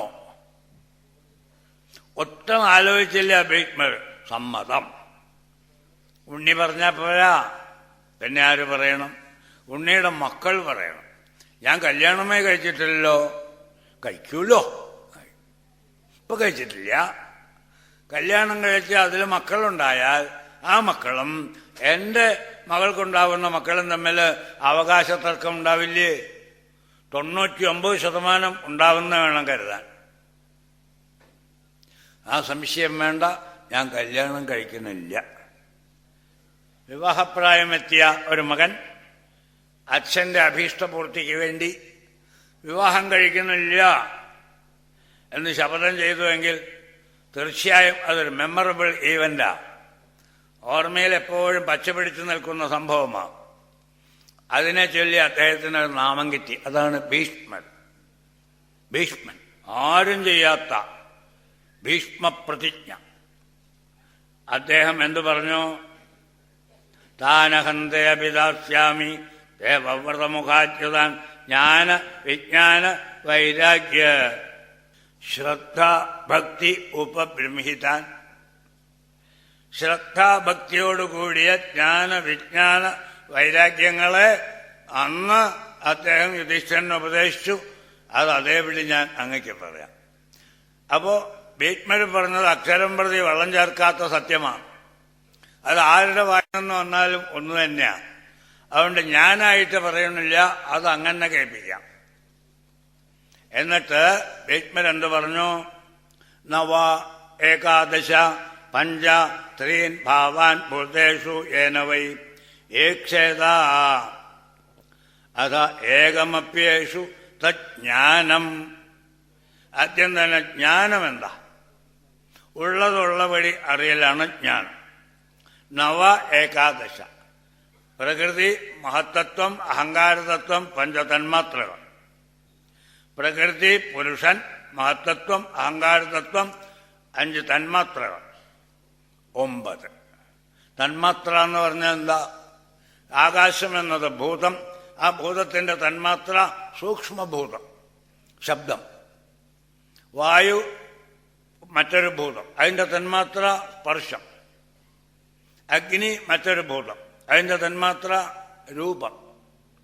അപ്പൊ ശബ്ദമായി, സ്പർശമായി, രൂപമായി. ജലത്തിന്റെ തന്മാത്ര രസം, പൃഥ്വിയുടെ തന്മാത്ര ഗന്ധം. അപ്പൊ പ്രകൃതി, പുരുഷൻ, മഹത്തത്വം, അഹങ്കാരതത്വം, 5 തന്മാത്രകൾ. നവാ. പിന്നെ ഏകാദശ. ലോകത്തിലുള്ളതിന് ഒന്ന് തരംതിരിച്ച് കാണിക്കുക. ഏകാദശ 11. 5 ജ്ഞാനേന്ദ്രിയങ്ങൾ, 5 കർമ്മേന്ദ്രിയങ്ങൾ, ഇന്ദ്രിയങ്ങൾക്കെല്ലാം ഇന്ദ്രിയത്വം വഹിക്കുന്ന മനസ്സ്. അപ്പൊ 11 അതായി. പഞ്ചഭൂതങ്ങൾ. പിന്നെ പഞ്ച ത്രീൻ, 3 സത്വഗുണം, രജോ ഗുണം, തമോ ഗുണം. ഇത്രയും കാര്യങ്ങളാണ് ലോകത്തെ വിശകലനം ചെയ്താൽ നമുക്ക് കിട്ടുന്ന എണ്ണം. ഇതിന് സാഖ്യം എന്നും പറയും. എണ്ണം തൊട്ട് എണ്ണി ഇന്നതൊക്കെയാണ് ഉള്ളത്. കപിലോപദേശത്തിലും ഈ കാര്യങ്ങളൊക്കെ പറയും. 3-ാം സ്കന്ധത്തിൽ കപിലോപദേശം. എന്നിട്ട് പറയും പൂരുഷ പഞ്ചവിംശ. 24-നപ്പുറം ഒന്നുണ്ട്. The 25th principle, that is God.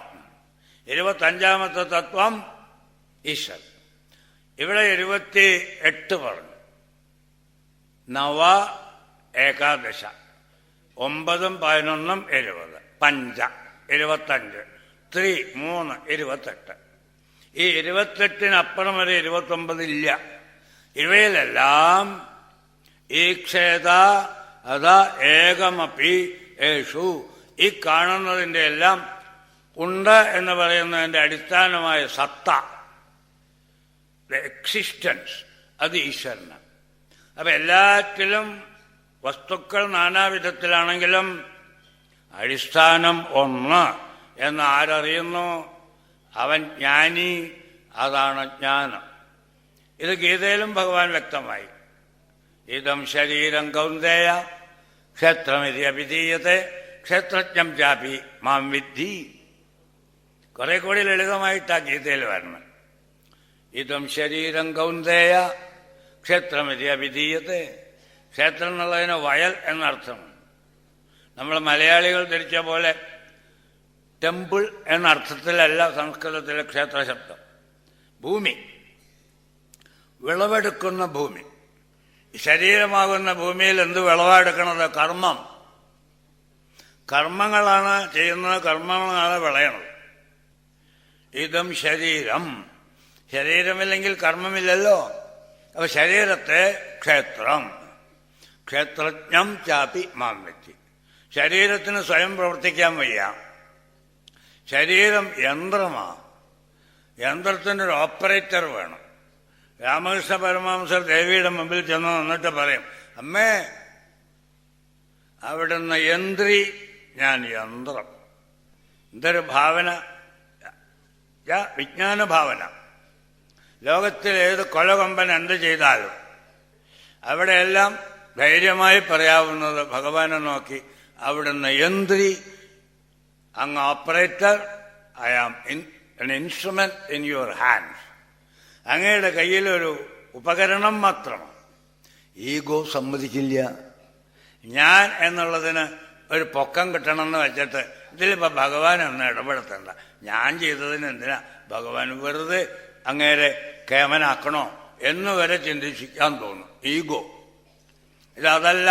ഇതിലെല്ലാം ആരാണോ യേശു തജ്ഞാനം ക്ഷേത്രക്ഷേത്രജ്ഞയോ ജ്ഞാനം യത് തത് ജ്ഞാനം മതം മമ. ഈ ശ്ലോകവും 7ാം ക്ലാസ് വരെ സംസ്കൃതം പഠിച്ചവന് മനസ്സിലാവും. ക്ഷേത്രക്ഷേത്രജ്ഞയോ ജ്ഞാനം യത് തത് ജ്ഞാനം മതം മമ. അതാണ് എൻ്റെ അഭിപ്രായത്തിൽ ജ്ഞാനം. ഇത് വേറെ വാക്കുകളിൽ പറഞ്ഞു. നവ ഏകാദശ പഞ്ചത്രീൻ ഭാവാൻ ഭൂതേഷു യേന വൈ ഈക്ഷേത. ഈ 28 ഭാവങ്ങളെയും ആരാണോ നോക്കിക്കാണുന്നത് ആ ഒരാളെ യഥാർത്ഥത്തിലുള്ളൂ. ആ ഒരാളിലാണ് ഇതെല്ലാം നിറഞ്ഞിരിക്കുന്നത് എന്നുള്ള ജ്ഞാനമാണ് മമ നിശ്ചിതം. നിശ്ചയിക്കപ്പെട്ട യാതൊരു സംശയവുമില്ലാത്ത വിധത്തിലുള്ള വിവരണമാണിത്. ഏതദേവ ഹി വിജ്ഞാനം ന തഥാ ഏകേന ഏന തത് ചിത്യുത്പത്യപ്യയാൻ പശ്യേത് ഭാവാനാം ത്രിഗുണാത്മനാം. ജ്ഞാനത്തിൽ നിന്ന് ഒരു പടി കൂടി മേൽപോട്ട് ഉയരുമ്പോൾ അത് വിജ്ഞാനമായി. വി എന്ന് ചേർക്കുമ്പോൾ വിശേഷം എന്നർത്ഥം, വിശിഷ്ടം എന്നർത്ഥം. വിശിഷ്ടാതിഥി എന്നൊക്കെ പറയുന്നില്ലേ, വി. വിജ്ഞാനത്തിന് ജ്ഞാനത്തേക്കാൾ ഒരു ഉയർവ് കൂടുതൽ. ഗുരുമുഖത്തിൽ നിന്ന് കിട്ടിയത്, നാം പുസ്തകം നോക്കി വായിച്ചത്, പലപ്പോഴും കേട്ട് മനനം ചെയ്തത്, ഇതൊക്കെ ജ്ഞാനം. അതേ ജ്ഞാനം തന്നെ സ്വാനുഭവമായി മാറിക്കഴിയുമ്പോഴോ അത് വിജ്ഞാനം. അനുഭവജ്ഞാനമാണ് വിജ്ഞാനം. മാർക്കറ്റിൽ ഒന്നാന്തരം മാമ്പഴം വിൽപ്പനയ്ക്ക് വന്നിരിക്കുന്നു. അടുക്ക കൂടി പോകുമ്പോൾ എന്തും മണ. വില കേട്ടപ്പോഴാണ് പേടിയായത്. കിലോ 150 രൂപ. 3 വെച്ചാൽ 1 കിലോ ആയി. ഒരു മാമ്പഴത്തിന് 50. വേണ്ട, അതില്ലാണ്ട് ഞാൻ ജീവിച്ചോളാം എന്ന് അടക്കിയിട്ട് അടങ്ങാതെ ഒരു ദിവസം വന്നത് വരട്ടെ, ഇതുകൊണ്ട് അങ്ങോട്ട് മുടിയാണെങ്കിൽ മുടിയാന്ന് പറഞ്ഞ് വാങ്ങി. അപ്പോഴേക്ക് 150, 175 ആയിട്ടോ വില. വാങ്ങി കൊണ്ടുവന്ന് വെച്ചു. 2-3 ദിവസം ആ മണം അനുഭവിച്ചു. അപ്പോഴൊക്കെ ജ്ഞാനമേ ആയുള്ളൂ കേട്ടോ. I have mangoes with me, അത്രേ ആയിട്ടുള്ളൂ.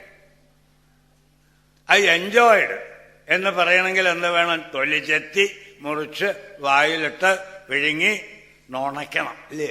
ഈ നുണയ്ക്കൽ ആണ് വിജ്ഞാനം. ഈശ്വരീയ അനുഭവത്തെ സ്വാംശീകരിക്കലാണ് വിജ്ഞാനം. വിജ്ഞാന വൈരാഗ്യം. ആദാവന്തേജമത്യേജ സൃജ്യാത് സൃജ്യം യതന്വയാത് പുനഃ തത്പ്രതിസംഗ്രാമേ യച്ഛിഷ്യേത തദേവ തത്. തുടക്കത്തിലും മധ്യത്തിലും അവസാനത്തിലും എന്തുണ്ടോ അതാണ് യച്ഛിഷ്യേത. എന്ത് ബാക്കി വരുമോ അത്. ഭഗവാന്റെ 1000 നാമങ്ങളിൽ ഒന്ന് ശേഷൻ. എല്ലാം ചേറിക്കളഞ്ഞ ബാക്കി. കുറെ നന്മണി, കുറെ പതിര് മുറത്തിലിട്ടിട്ട് ചേരുക. ചേറി അവസാനം മുഴുത്ത നെന്മണി മാത്രം മുറത്തിൽ തങ്ങും, ബാക്കിയൊക്കെ പറഞ്ഞു. അങ്ങനെ സത്യാസത്യങ്ങളെ മുറത്തിലിട്ടിട്ട് ചേറിയാൽ, നമ്മുടെ അനുഭവത്തിൽ വരുന്ന അറിവുകളെല്ലാം എടുത്ത് മുറത്തിലിട്ട് ചേറിയാൽ, ചേറി കാറ്റത്ത് പുറത്തു പോയത് കഴിച്ച് ബാക്കി എന്തുണ്ടോ അതാണ് നന്മണി എന്ന പോലെ, അതാണ് വിശുദ്ധജ്ഞാനം. അങ്ങ് ചോദിച്ച ജ്ഞാനം ഞാൻ പറഞ്ഞു. ശ്രുതി പ്രത്യക്ഷം ഐതിഹ്യം. പിന്നെ അതിൻ്റെ വിശദീകരണം. ഭഗവാൻ ഗുരുവല്ലേ, ഗുരുക്കന്മാർ അപാര കരുണാമൂർത്തികളാണ്. ശിഷ്യന് എത്ര അങ്ങോട്ട് കാര്യം പറഞ്ഞു ധരിപ്പിച്ചാലും മതിയായില്ല തോന്നുന്നു. വസന്തവത്ത് ലോകഹിതം ചലന്ത. വസന്തമാരുതൻ എങ്ങനെ വീശി ജനങ്ങൾക്കെല്ലാം ആനന്ദമുണ്ടാക്കുന്നുവോ അതുപോലെയാണ് യഥാർത്ഥ ഗുരുക്കന്മാർ. വസന്തവത് ലോകഹിതം, ലോകത്തിന് ഗുണമുണ്ടാവാൻ വേണ്ടി എങ്ങനെ നടക്കും.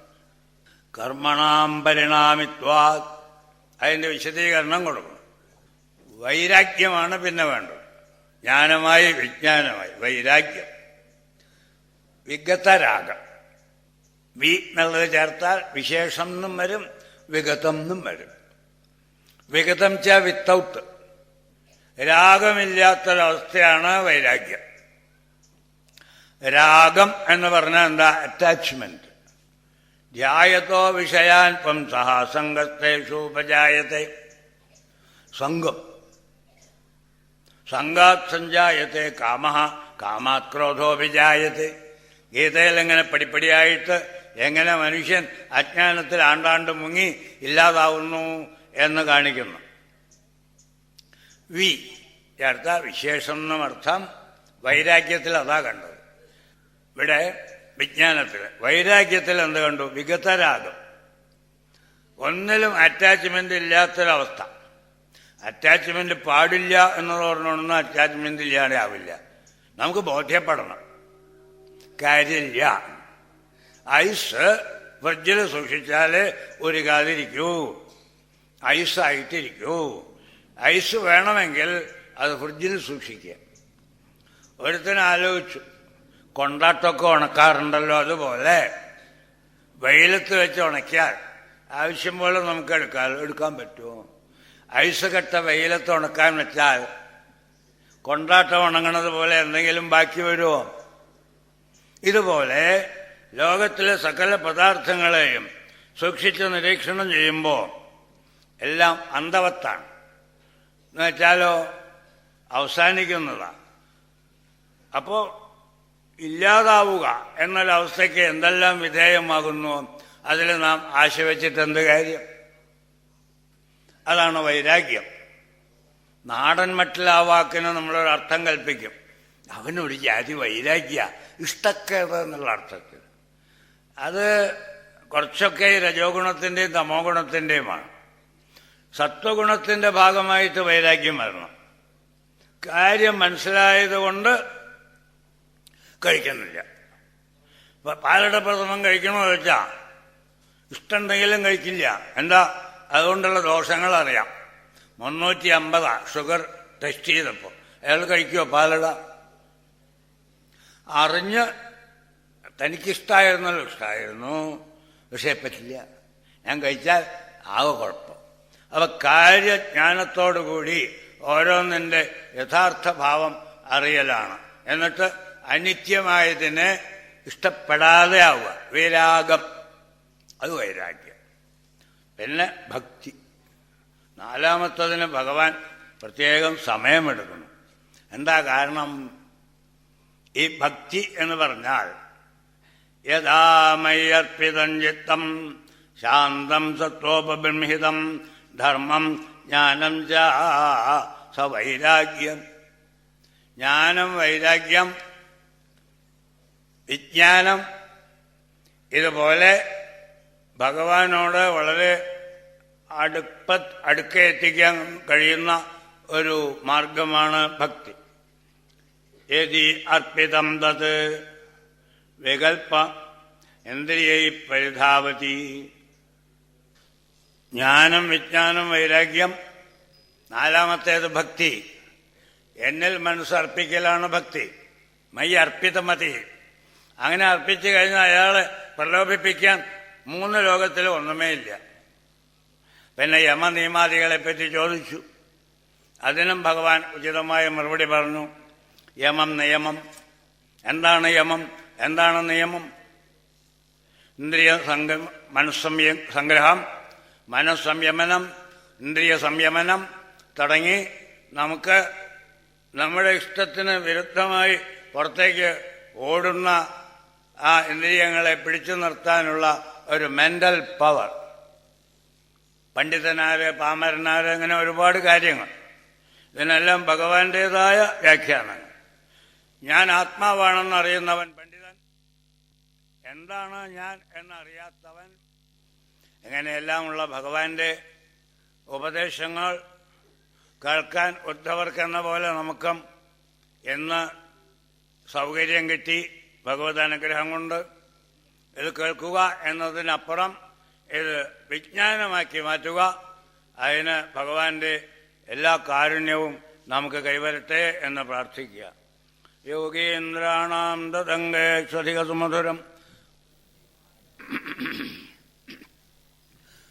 ഭക്താനാം കാമപരിഷത്യുതരുകിസലയം നാഥത്തെ പാദമൂലം നിത്യം ചിത്തസ്ഥിതം മേ പവനപുരപതേ കൃഷ്ണ കാരുണ്യസിന്ധോ ഹൃത്വാ നിശേഷതാപാൻ പ്രതിശതു പരമാനന്ദസന്തോഹലക്ഷ്മീം കായേന വാചാ മനസേന്ദ്രിയേർവാ ബുദ്ധ്യാത്മനാ വാ പ്രകൃതേ സ്വഭാവ കരോമി യദ്യത് സകലം പരസ്മൈ നാരായണായേതി സമർപ്പയാമി. സർവത്ര ഗോവിന്ദനാമസങ്കീർത്തനം. ഗോവിന്ദ ഗോവിന്ദ.